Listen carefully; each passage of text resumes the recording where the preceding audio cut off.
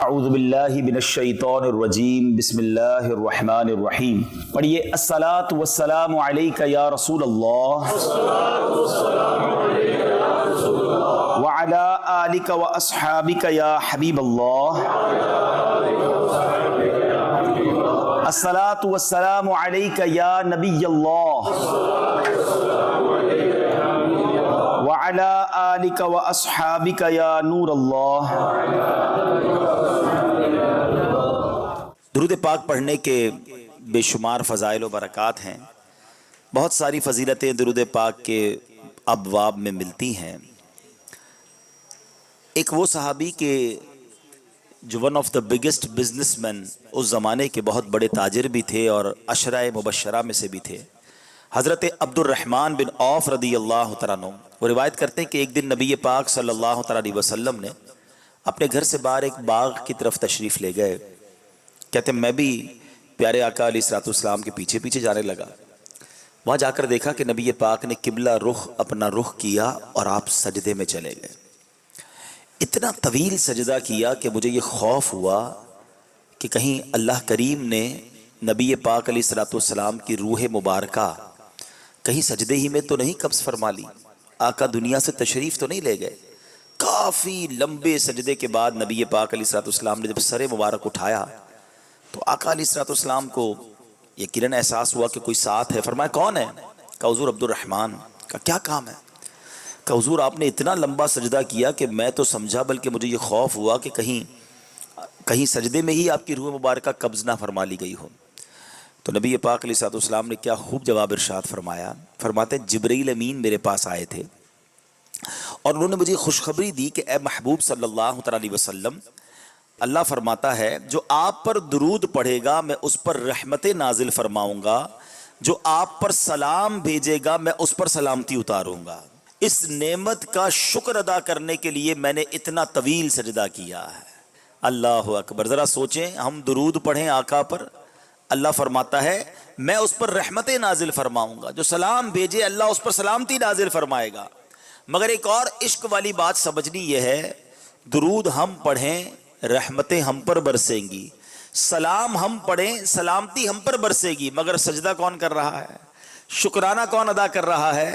نبی پاک علیہ الصلوۃ والسلام ادا کر رہے ہیں. اس کا مطلب انہیں ہم غلاموں سے کتنا پیار ہے کہ ہم پر رحمت نازل ہو، ہم پر سلامتی نازل ہوگی. اتنا بڑا انعام رب نے دے دیا. اس خوشی میں نبی پاک صلی اللہ علیہ وسلم نے اتنا طویل سجدہ ادا کیا. تو اے پیارے اسلامی بھائیوں، اس حدیث سے دو باتیں معلوم ہوئیں کہ درود و سلام کی برکت کتنی ہے.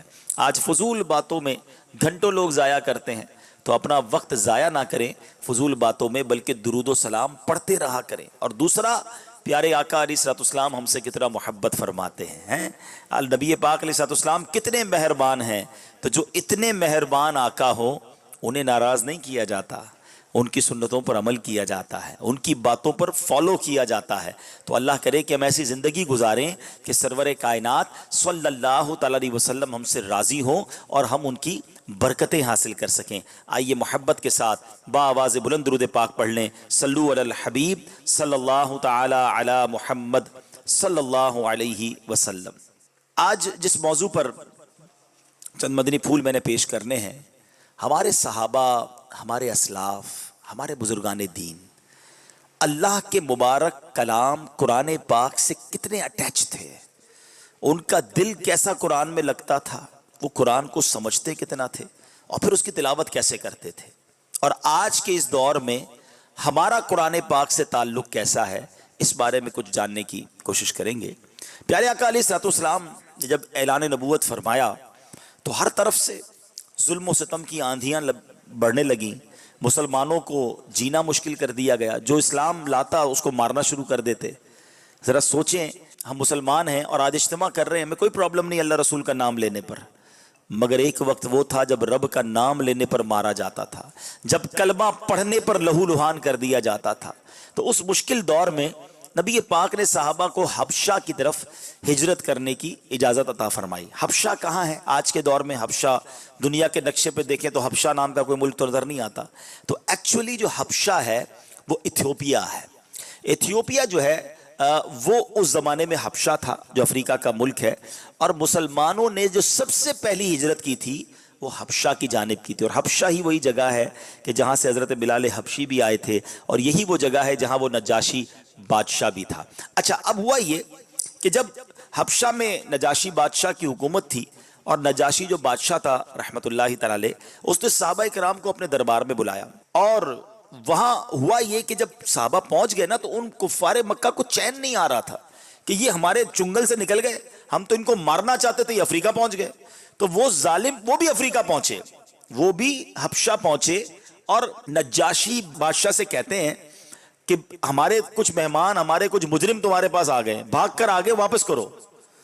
تو نجاشی بادشاہ نے کہا اچھا ایسا ہے، تو مسلمانوں کو بھی بلایا۔ اب اسی دربار میں کفار مکہ بھی موجود ہیں، دشمنان اسلام بھی موجود ہیں، اور نجاشی بادشاہ بھی موجود ہے۔ اب مسلمان آ گئے۔ اب نجاشی بادشاہ نے کہا کہ تمہارا پیغام کیا ہے، تم نے ایسا کیا کیا جس کی وجہ سے یہ کفار مکہ تمہارے خلاف ہیں؟ تو نجاشی بادشاہ سے صحابہ نے کہا ہم آپ کو قرآن پڑھ کر سناتے ہیں، ہم اللہ کا کلام آپ کو پڑھ کر سناتے ہیں۔ چنانچہ حضرت جعفر رضی اللہ تعالیٰ عنہ نے نجاشی بادشاہ کے سامنے سورہ مریم کی تلاوت فرمائی، اور کیا کمال کی صورت آپ نے چوز کی، کیونکہ وہ اس وقت عیسائی تھا، وہ عیسائی مذہب کو ماننے والے تھے۔ تو حضرت عیسیٰ علیہ السلام کے بارے میں اسلام کیا کہتا ہے اور کیا اسلام کی تعلیمات ہیں، وہ حضرت جعفر نے ان کے سامنے تلاوت کی۔ جیسے ہی آپ نے تلاوت کی، وہ پرسوز تلاوت تاثیر کا تیر بن کر نجاشی بادشاہ کے دل میں اتر گئی۔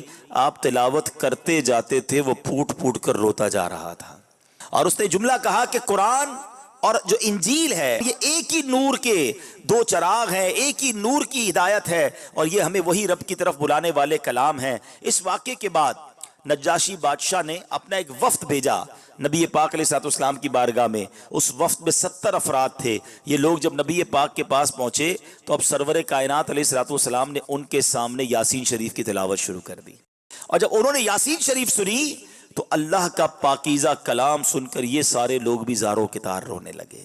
یعنی پہلے کے لوگ قرآن سنتے تھے، قرآن ان کے دل پر اثر بھی کرتا تھا، اور ان کی آنکھوں سے آنسو بھی روانہ ہوتے تھے۔ جب یہ لوگ رونے لگے نا تو ان کی شان میں قرآن کی آیت نازل ہوئی۔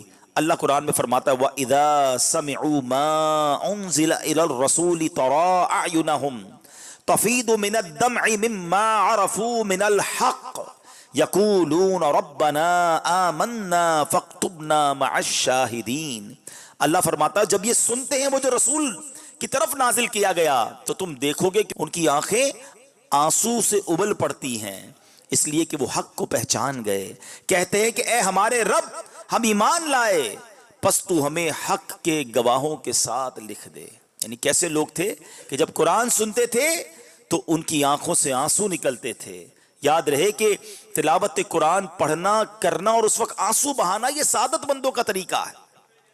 اللہ کریم قرآن مجید میں ایک اور جگہ ارشاد فرماتا ہے اللہ نزل احسن الحدیث کتابا متشابہا مثانی تقشعر منہ جلود الذین یخشون ربہم ثم تلین جلودہم وقلوبہم الی ذکر اللہ۔ اللہ قرآن میں فرماتا ہے اللہ نے سب سے اچھی کتاب اتاری کہ ساری ایک جیسی ہے، بار بار دہرائی جاتی ہے، اس سے ان لوگوں کے بدن پر بال کھڑے ہو جاتے ہیں، ان لوگوں کے بدن پر بال کھڑے ہوتے ہیں جو اپنے رب سے ڈرتے ہیں، پھر ان کی کھالیں اور دل اللہ کی یاد کی طرف نرم پڑ جاتے ہیں۔ حضرت اسماء رضی اللہ تعالی عنہا فرماتی ہیں صحابہ کرام کی حالت یہ تھی کہ جب ان کے سامنے قرآن تلاوت کیا جاتا تو ان کی آنکھوں سے آنسو جاری ہو جاتے، ان کے رونگٹے کھڑے ہو جایا کرتے تھے۔ یہ ہے قرآن سننے کا صحیح طریقہ، یہ ہے قرآن سے محبت کا انداز کہ آنکھوں سے آنسو بہیں اور جسم پر ایک کیفیت طاری ہو جائے۔ کیونکہ ایکچولی کبھی سمجھا آپ نے کہ تلاوت یہ قرآن ہے کیا، یہ کس کا کلام ہے؟ مولا علی شیر خدا کرم اللہ تعالی وجہ الکریم سے پوچھے کہ قرآن کیا ہے، وہ کہتے ہیں جب میرا جی چاہتا ہے کہ اللہ مجھ سے بات کرے، اللہ مجھ سے کلام کرے تو میں تلاوت کرنا شروع کر دیتا ہوں۔ قرآن کلام اللہ ہے نا، اور جب میرا جی چاہتا ہے میں رب سے بات کروں میں دعا کرنا شروع کر دیتا ہوں۔ ذرا سوچو، اللہ سے بات کرنا کتنا آسان ہے. آج دنیا والوں سے بات کرنا آسان نہیں ہے. کسی بہت بڑے آدمی، وڈیرے، سائیں، منسٹر، بزنس مین سے ملنا ہو تو ٹائم لینا پڑتا ہے، اپوائنٹمنٹ لینا پڑتا ہے. مگر اگر اللہ سے بات کرنی ہے، تلاوت کرو، اللہ تم سے بات کر رہا ہے. دعا کرو، تم رب سے بات کر رہے ہو، مگر اس کے لیے ٹائم ہی نہیں ہے کسی کے پاس. سب سے بات کرنے کا ٹائم ہے، رب سے بات کرنے کا ٹائم نہیں ہے. سب کے پاس جانا ہے مگر رب کے پاس نہیں جانا ہے. قرآن پڑھنے کا شوق ہی نہیں ہے. اول تو پہلے قرآن پڑھنا نہیں آتا، آئے تو پھر اس کیفیت میں کہاں سے پڑھیں؟ اور یہ کیفیت کب بنے گی؟ جب قرآن کو ہم اچھے انداز سے پڑھنے والے بنیں گے. اور نبی پاک خود بھی صحابہ کو ترغیب دیا کرتے کہ قرآن پڑھو تو سمجھو اور پھر اس پر آنسو بھی بہاؤ. ایک بار نبی پاک علیہ الصلوۃ والسلام نے، حضرت جریر بن عبداللہ راوی ہیں، کہتے ہیں نبی پاک نے صحابہ کرام کے سامنے فرمایا کہ میں تمہارے سامنے سورہ تکاثر کی تلاوت کرتا ہوں. کون سی سورت؟ الہاکم التکاثر حتی زرتم المقابر. صرف یہ 2 آیتیں سمجھ لینا، صرف 2 آیتیں. کاش یہ 2 باتیں ہم سمجھ لیں. کیا ہے ان 2 آیتوں میں؟ قرآن کہتا ہے الہاکم التکاثر، تمہیں ہلاک کر دیا مال کی زیادہ طلبی نے، اور تکاثر، اور کثرت، اور چاہیے اور چاہیے. اینڈ آف دا ڈے ہوتا کیا ہے؟ حتی زرتم المقابر، یہاں تک کہ تم نے قبروں کا منہ دیکھا. پلاننگ 5 سال کی ہے، 10 سال کی ہے، 20 سال کی ہے، بس تھوڑا ٹائم کے بعد یہ کر لوں گا، پھر یہ زمین بیچ کر یہ کر لوں گا، پھر یہ کام کروں گا تو یہ فیکٹری کھول لوں گا. اگلے 15 سال کی تمہاری پلاننگ ہے، وہ پلاننگ ادھر ہی رہ گئی. حتی زرتم المقابر، تم نے قبروں کا منہ دیکھا. آج ہم ٹریول کر رہے ہیں، کوئی یہاں سے کراچی جا رہا ہے، کوئی کہیں اور جا رہا ہے، ہم کبھی نہیں سوچتے کہ ہو سکتا ہے یہ سفر آخری سفر ہو. کیا روڈوں پہ ایکسیڈنٹ نہیں ہوتے؟ ہمیں 1 منٹ پہلے پتا نہیں ہوگا کہ ہم دنیا سے جانے والے ہیں. حتی زرتم المقابر، یہاں تک کہ تم نے قبروں کا منہ دیکھا. آج کل موبائل کمپنیاں ہمیں میسج کرتی ہیں نا کہ آپ کا بیلنس ختم ہونے والا ہے، ذرا بیلنس ڈلوا لیں ورنہ آپ ڈیٹا یوز نہیں کر سکیں گے، فون یوز نہیں کر سکیں گے. مگر زندگی میں کوئی میسج نہیں آئے گا کہ جناب آج آخری دن ہے، توبہ کر لیں، 3 دن رہ گئے، قضا کر لیجئے، اللہ کو راضی کر لیجئے، ٹوڈے از لاسٹ ڈے، اب صرف 6 گھنٹے رہ گئے، آخری لمحات ہے. نو، پتہ ہی نہیں ہوتا. صبح بندہ گھر سے نکلتا ہے، بعض اوقات تو گھر والوں کو کہہ کر جاتا ہے کہ یہ والا کھانا بنانا، رات کو آ کے کھاؤں گا، اور وہ والے کپڑے بھی استری کر کے رکھنا، پھر دوستوں میں جانا ہے. کپڑے بھی استری ہوتے ہیں، کھانا بھی تیار ہوتا ہے. بندہ نہیں آتا، جنازہ آتا ہے. آگاہ اپنی موت سے کوئی بشر نہیں، سامان 100 برس کا ہے، پل کی خبر نہیں. سوچئے، ہمیں یہ بات غور کرنی ہے کہ کبھی بھی ہم دنیا سے جا سکتے ہیں. پیارے آقا علیہ السلام نے کیا کہا صحابہ سے کہ میں تمہارے سامنے یہ سورت کی تلاوت کر رہا ہوں، اور آقا فرما رہے کہ جو تم میں سے روئے گا وہ جنت میں داخل ہوگا. اب نبی پاک نے صحابہ کے سامنے سورہ تکاثر تلاوت کی. حضرت جریر کہتے ہیں کچھ تو روئے، کچھ نہیں روک سکے. جو نہیں رو سکے انہوں نے عرض کی یا رسول اللہ صلی اللہ علیہ وسلم، ہم نے رونے کی کوشش تو کی مگر رو نہیں سکے. پیارے آقا نے فرمایا میں تمہارے سامنے دوبارہ پڑھتا ہوں، جو روئے گا اس کے لیے جنت ہے، جو نہ رو سکے وہ رونے جیسی صورت ہی بنا لے. 2 باتیں پتہ چلی. سمجھ کر قرآن پڑھنا، قرآن کے پیغام کو انڈرسٹینڈ کرنا، بینگ اے مسلم، ایک مسلمان ہونے کی حیثیت سے کتنا ضروری ہے. اور پھر دوسرا، قرآن کے اس اثر کو دل میں اتارنا. مگر یہاں تو حال یہ ہے کہ پورا سال گزر جاتا ہے، قرآن کو ہاتھ ہی نہیں لگاتے. ہم نے تو قرآن کو سمجھا ہے کہ یہ قرآن جو ہے یہ ہمارے لیے کتاب ہے، اور یہ کتاب برکت کے لیے ہے. یقیناً قرآن برکت کے لیے بھی ہے، مگر یہ قرآن صرف برکت کے لیے نہیں، یہ کتاب برکت بھی ہے اور کتاب عمل بھی ہے. ہم نے کیا کیا ہے؟ قرآن کو کتاب برکت سمجھا ہے. کوئی ایسی نئی دکان لیں گے، فوراً قرآن خوانی کروائیں گے، قرآن لے کے جلدان میں بھی رکھ دیں گے، اور جلدی بھائی ایک اچھا سا قرآن پاک اچھی پیکنگ میں لے کر آؤ کیونکہ نیا گھر لیا ہے اس میں رکھنا ہے. اچھا اب کس لیے چاہیے؟ وہ نئی دکان کے لیے. اچھا اب کس لیے چاہیے؟ وہ بچی کی شادی ہے نا تو اس کی رخصتی کے لیے سر پہ رکھنا ہے. بس کیا یہی قرآن کا کام تھا؟ افسوس یہ ہوتا ہے کہ برکت پہ بھی ہم پتہ کیا کرتے ہیں، جس کے گھر میں قرآن خوانی ہے نا پھر بھی اس نے قرآن نہیں پڑھنا ہے، بچوں سے، مدرسے کے بچوں سے قرآن پڑھانا ہے، خود بریانی تیار کروا رہا ہوگا. ارے بھائی تمہارے گھر میں قرآن خوانی خود تو پڑھ لو، آپ کی دکان پر قرآن خوانی ہو رہی، کم از کم یہاں تو پڑھ، وہ بھی نہیں پڑھنا ہے. آپ بتائیں اتنا دور قرآن سے رہ کر ہم کیسے کامیاب ہوں گے؟ اللہ کے کلام سے دور رہنا اچھا نہیں ہے. نبی پاک علیہ الصلوۃ والسلام فرماتے ہیں وہ دل ویران ہے جس میں کچھ قرآن نہیں ہے. اپنے آپ سے پوچھیں کہ ہم کتنا قرآن سے اٹیچ ہیں، کتنا پڑھتے ہیں قرآن اور کتنا سمجھتے ہیں۔ ہمارے اسلاف قرآن کیسا پڑھتے تھے، آئے ہائے، اور کیسے اس سے برکتیں لوٹتے تھے۔ قرآن پتہ ہی کیا ہے، سنو، اللہ سورہ ابراہیم آیت نمبر 1 میں فرماتا ہے کتاب انزلناہ الیک لتخرج الناس من الظلمات الی النور۔ اللہ فرماتا ہے ایک کتاب ہے کہ ہم نے تمہاری طرف اتاری کہ تم لوگوں کو اندھیریوں سے اجالے میں لاؤ۔ سرکار کو کیا فرما رہا ہے اللہ، اے محبوب ہم نے کتاب اس لیے اتاری ہے کہ تم اس کے ذریعے لوگوں کو اندھیروں سے اجالے کی طرف لاؤ، لتخرج الناس من الظلمات الی النور۔ اور آپ کو پتا اندھیرا کیسا تھا جب قرآن نازل ہوا؟ ان لوگوں کا حال کیا تھا؟ اللہ اکبر، کیسے اندھیرے تھے، عقائد کے اندھیرے تھے، نظریات کے اندھیرے تھے، اخلاق و کردار کے اندھیرے تھے، کفر و شرک کا اندھیرا دنیا میں پھیلا ہوا تھا۔ انسان جو اشرف المخلوقات ہے اپنے ہی ہاتھوں سے بنائی ہوئی چیزوں کو خدا ماننے لگ گیا تھا۔ کوئی سورج کو سجدہ کرتا، کوئی درختوں کو سجدہ کرتا، کوئی جناب بے حیائی کتنی عام تھی کہ لوگ اپنی سگی ماں سے نکاح کو جائز قرار دیتے تھے۔ استغفر اللہ، حال یہ تھا کہ اپنی بیٹیوں کو زندہ دفن کر دیا جاتا تھا۔ قتل و غارت گری سے پوری دنیا اندھیر تھی، اور اب نبی پاک تشریف لائے اور اجالا پھیلانا شروع کیا۔ وہ لوگ جو جناب لوگوں کو قتل کرتے تھے آج لوگوں کے محافظ بن گئے، وہ لوگ جو بیٹیوں کو دفن کرتے تھے وہ بیٹیوں کے محافظ بن گئے، وہ لوگ جو عزتیں لوگوں کی اتار لیتے تھے اب عزتوں کے محافظ بنے۔ نبی پاک نے قرآن پڑھ پڑھ کر صحابہ کرام کے دلوں میں ایسا نور داخل کیا کہ جو اسلام کے ماننے والوں کو قتل کرنے کے لیے آتے تھے اب اسلام کے لیے جان دینے والے بن گئے۔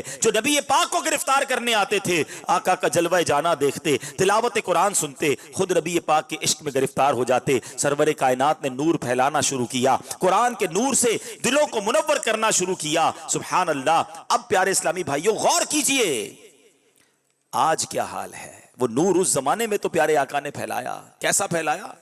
ڈاکٹر اقبال کہتے ہیں نا، وہ دانائے سبل ختم الرسل مولائے کل، جس نے غبار راہ کو بخشا فروغ وادی سینا۔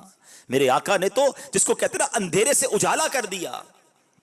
مبارک ہو وہ شاہ پردے سے باہر آنے والا ہے، گدائی کو زمانہ جس کے در پر آنے والا ہے۔ سرور کائنات تو کیا ہے، ہر طرف گویا نور پھیلنا شروع ہوا۔ آپ سوچے نا اس اندھیرے میں اس جاہل قوم میں تبلیغ کرنا کتنا مشکل تھا، جو خون کے پیاسے تھے، مگر جب یہ ایمان والے بنے اور نبی پاک کے ساتھی بنے تو وہ روشن ستارے بنے جس کے بارے میں نبی پاک فرماتے اصحابی کالنجوم فبأیہم اقتدیتم اہتدیتم، میرے صحابہ ستاروں کی مانند ہیں، جس کی بھی اقتدا کرو گے ہدایت پا جاؤ گے۔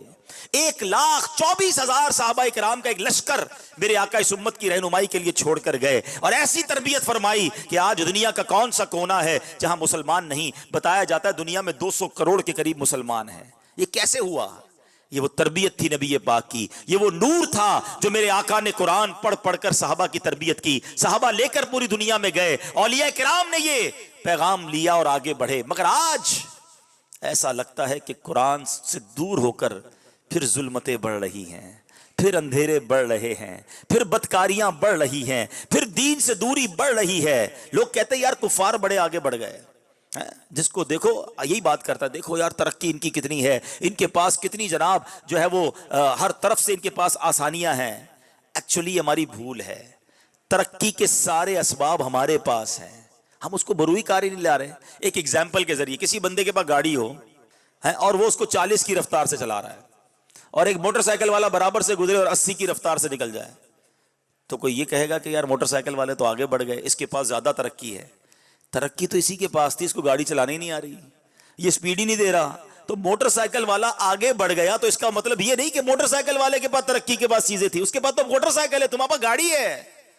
اللہ کے بندوں تمہیں رب نے قرآن دیا ہے، مصطفیٰ کریم کی سیرت دی ہے، عمل ہم نہیں کر رہے اور دوش دے رہے کہ جناب وہ آگے بڑھ گئے۔ جس دن عمل کرنا شروع کیا دنیا میں مثالی قوم مسلمان ہوں گے۔ اور ایسا نہیں کہ پہلے نہیں ہوا، نبی پاک کے دور میں ہوا، سیدنا ابوبکر صدیق کے دور میں ہوا، عمر فاروق کے دور میں ہوا۔ ارے آپ اور دور نہ جائیں، آپ دیکھیں 150 سال سے دنیا میں ایک نظام لایا جا رہا ہے، کبھی کمیونزم لایا جاتا ہے، کبھی جناب کوئی اور نظام لایا جاتا ہے، کسی طرح غربت ختم کر دی جائے، اور اراؤنڈ دا ورلڈ ایسے معاشی معاشی پلان لائے جاتے ہیں کسی طرح غربت ختم ہو جائے، مگر دنیا سے 150 سال ہو گئے، بہت سارے نظام لانے کی کوشش کی گئی، غربت ختم نہیں ہوئی، غریب غریب ہو رہا ہے، امیر امیر ہو رہا ہے۔ مگر جب اسلام کا، قرآن کا نظام سیدنا عمر بن عبدالعزیز رضی اللہ تعالیٰ نے نافذ کیا تھا، حضرت عمر بن عبدالعزیز کی کتنی حکومت رہی؟ only 30 months، 2.5 سال، مگر 2.5 سال میں آپ نے قرآن کا ایسا نظام نافذ کیا، اسلام کا ایسا نظام نافذ کیا کہ 2.5 سال کے اندر یہ حال ہو گیا تھا کہ لوگ زکوٰۃ لے کر گھومتے تھے، زکوٰۃ لینے والا کوئی نہیں تھا۔ حضرت عمر بن عبدالعزیز کو خط لکھتے تھے گورنر کہ حضور زکوٰۃ جمع ہو گئی ہے، مگر ہمارے شہر میں کوئی غریب نہیں مل رہا جس کو ہم زکوٰۃ دے دیں، اور واللہ آج بھی یہ نظام آ سکتا ہے۔ ہیں جو لوگ جانتے ہیں نا، تاجر میری بات کو ایگری کریں گے کہ اللہ نے کچھ لوگوں کو اتنا مال دیا ہے، اتنی زمینیں ہیں، اتنی فصلیں ہیں کہ اگر پاکستان کے اندر سب لوگ پوری زکوٰۃ دے دینا جتنی بنتی ہے تو ایک بھی غریب باقی نہیں بچے گا۔ پرابلم یہ ہے کہ آج مال تو مل گیا ہے، چونکہ قرآن سے دوری ہے، حدیث سے دوری ہے، دین سے دوری ہے، خوف خدا بچا نہیں ہے کہ اگر زکوٰۃ نہیں دوں گا تو یہ مال تو میرے لیے انگارہ بن جائے گا، یہ عذاب بن جائے گا۔ بندہ کہتا ہے یار اتنا مال کیسے نکالوں؟ اب 2.5% بھی بھاری لگتا ہے، کروڑ روپے ہو جائیں تو 2.5 لاکھ دینے پڑیں گے، 10 کروڑ ہو جائیں 25 لاکھ دینے پڑیں گے، 100 کروڑ ہو جائیں تو 2.5 کروڑ دینے پڑیں گے۔ بندہ سوچتا ہے 2.5 کروڑ ہر سال کیسے دے سکتا ہوں؟ یہ نہیں سوچتا کہ رب نے 100 کروڑ دیے تو 2.5 کروڑ بنے ہیں، رب نے لاکھ دیے ہیں تو 2.5 ہزار دینے ہیں۔ لیکن افسوس یہ ہے کہ یہ 2.5% بھی مسلمانوں کو وبال لگتا ہے، ان کے دلوں پر بوجھ لگتا ہے۔ یہی وہ وجہ ہے کہ دین کی دوری ہے، بے برکتی ہے، یہ مال ادھر ہی رہ جائے گا۔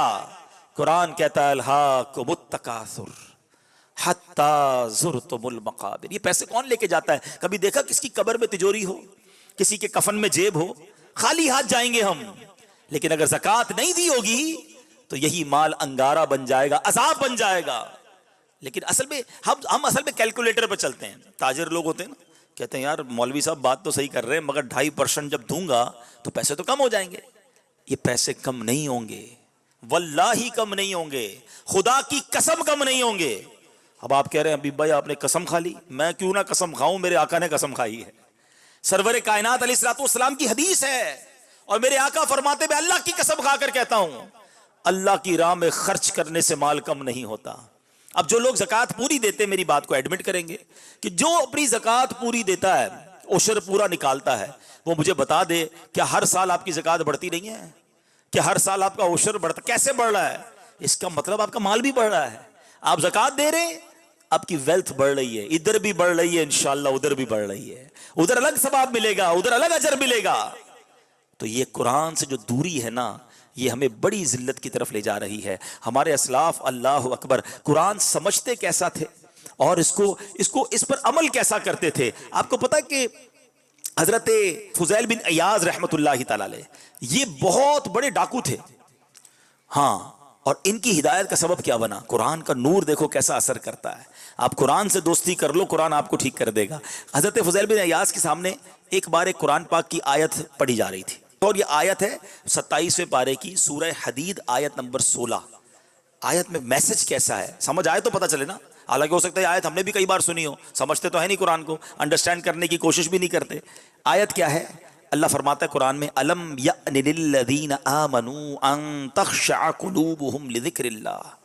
اللہ فرماتا کیا ایمان والوں کو ابھی وہ وقت نہ آیا کہ ان کے دل جھک جائیں اللہ کی یاد کے لیے؟ اللہ اکبر، یہ سننا تھا۔ آپ زاروں کے تار رونے لگے، آپ نے توبہ کی، جتنے لوگوں کا مال لوٹا تھا سب واپس لوٹایا، اب علم دین سیکھنے لگے، عبادت اور ریاضت میں مصروف ہو گئے۔ اللہ اکبر، اللہ کے اتنے بڑے ولی بن گئے کہ آج زمانے میں ولیوں کے سردار کہلاتے ہیں۔ حضرت فضیل بن عیاض کا یہ مرتبہ ہے۔ تو علماء اسلاف اللہ کے نیک بندے جو قرآن سمجھتے تھے، قرآن ان کے دل پر اثر بھی ایسے کرتا تھا اور وہ اس پر انڈرسٹینڈ کر کے عمل کرتے تھے۔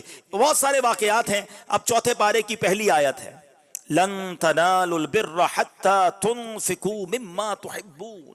اللہ قرآن میں فرماتا ہے تم ہرگز بھلائی کو نہ پہنچو گے جب تک راہ خدا میں اپنی پیاری چیز خرچ نہ کرو۔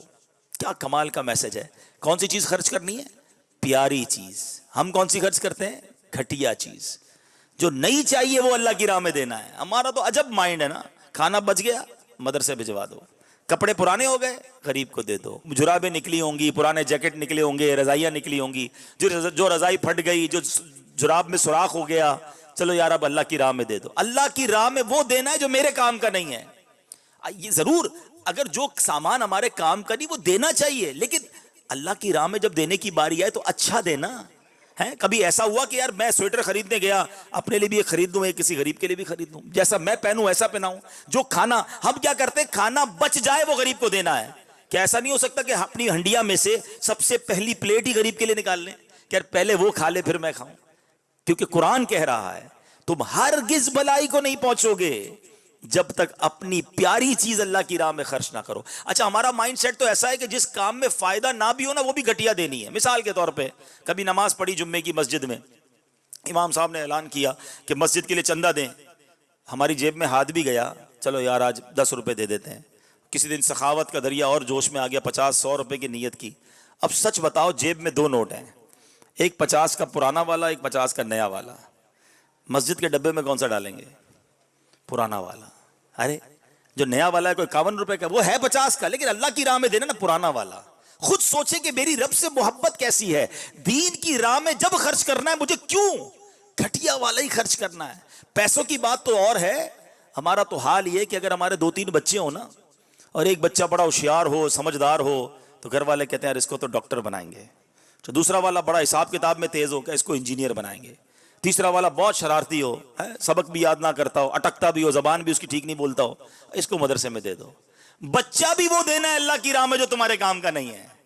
अच्छा, फिर कहते हैं उलमा जो है वो अप टू द डेट नहीं है, उलमा जनाब दुनिया के तकाजे पूरे नहीं कर रहे, उलमा जनाब सही तरीके से समझाते नहीं है। तुमने मदरसे में बच्चे कौन से दिए हैं जो तुम्हारे काम के नहीं थे? दो ना अपने खानदान का सबसे बेहतरीन बच्चा जिसका ब्रिलियंट माइंड है कि देखो कैसा मुफ्ती बनकर दीन की खिदमत करता है। हमारा तो जहन ही ये बन गया है कि जब अल्लाह की राह में देना है तो बचा हुआ देना। अल्लाह से उम्मीद रखते हैं अल्लाह तू भी नवाज दे।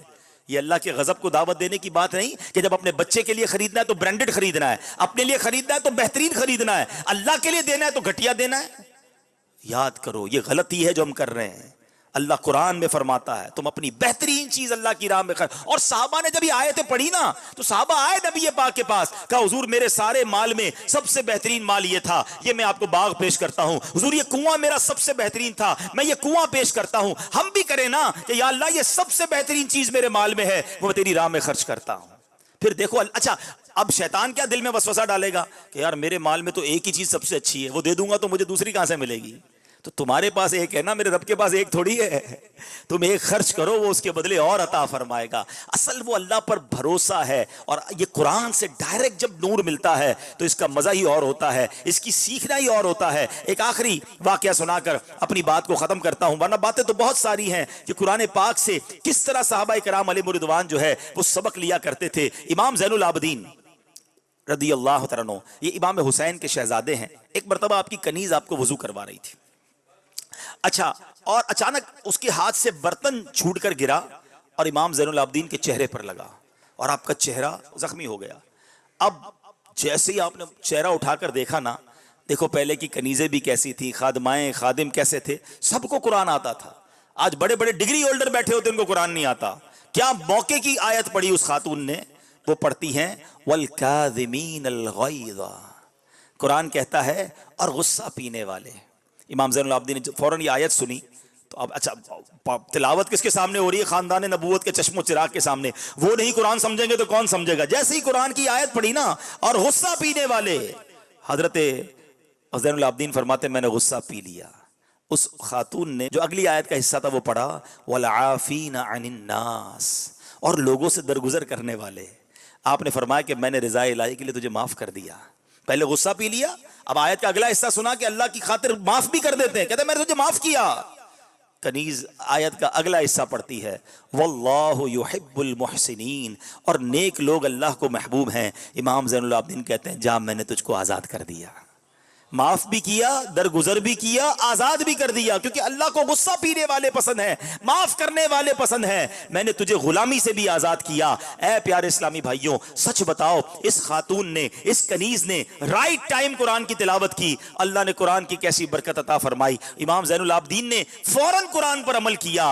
अल्लाह करे कि मैं और आप इस तरह कुरान समझने वाले बन जाएं। अब आप कहेंगे जनाब बातें तो आप बहुत अच्छी कर रहे हैं, मगर आज के दौर में हम कहाँ कुरान पढ़ें, बचपन में पढ़ा नहीं, عمر زیادہ ہو گئی، اب کیسے قرآن سیکھیں؟ یاد رکھیے دعوت اسلامی والے صرف پرابلم نہیں بتاتے، ہم سولوشن بھی بتاتے ہیں۔ پہلے تو میں یہ ہائی لائٹ کرنا چاہتا ہوں کہ ایک مسلمان کو قرآن آنا چاہیے، ایک مسلمان کی دوستی قرآن سے ہونی چاہیے، اس کو روز قرآن پڑھنا چاہیے۔ ورنہ ایک ایگزامپل کے ذریعے بات سمجھاتا ہوں، ہماری زندگی میں پیغامات کی بڑی اہمیت ہے نا۔ آج کل واٹس ایپ آ گیا ہے، ضروری میسج فوراً سنتے ہیں، ٹھیک ہے پیغام سننے چاہیے، مگر ایک بات تو بتاؤ، قرآن کس کا پیغام ہے؟ بتاؤ نا، اللہ کا پیغام ہے۔ 40 سال ہو گئے آپ کو ملے ہوئے، 30 سال ہو گئے، جو 30 سال کا ہے وہ سوچے، 40 سال والا سوچے، 50 سال والا سوچے، اب تک نہیں پڑھا ہے۔ اللہ کو کیا جواب دو گے؟ یا اللہ ٹائم نہیں ملا قرآن پڑھنے کا۔ مل تو گیا تھا، میں نے اپنی دکان پہ بھی رکھا تھا، یا اللہ میرے گھر پہ بھی قرآن تھا، ہاں میں نے قرآن خوانی بھی کرائی تھی، پڑھنے کا ٹائم نہیں ملا، تیرا پیغام سمجھنے کا ٹائم نہیں ملا۔ سچ بتاؤ یہ جواب چلے گا؟ اپنے دل سے پوچھو، نہیں چلے گا۔ تو پلیز مرنے سے پہلے قرآن پڑھیں، سمجھیں اور عمل کریں۔ دعوت اسلامی آپ کو سولوشن دے رہی ہے، حل دے رہی ہے۔ الحمدللہ ہم نے پوری دنیا میں، اچھا یہ سولوشن یا یہ حل پوری دنیا میں آپ کو کہیں اور ملے گا بھی نہیں۔ بچوں کے مدرسے آپ نے سنے ہوں گے، بڑوں کے مدرسے نہیں ہوتے، مگر دعوت اسلامی نے ایک یونیک کام کیا کہ مدرسۃ المدینہ بالغان بنا ہے، اور ہزاروں ہزار کی تعداد، ہر دوسری مسجد میں آپ کو مدرسہ مل جائے گا دعوت اسلامی کا، جو بڑوں کے لیے ہوگا، بچوں کے لیے نہیں۔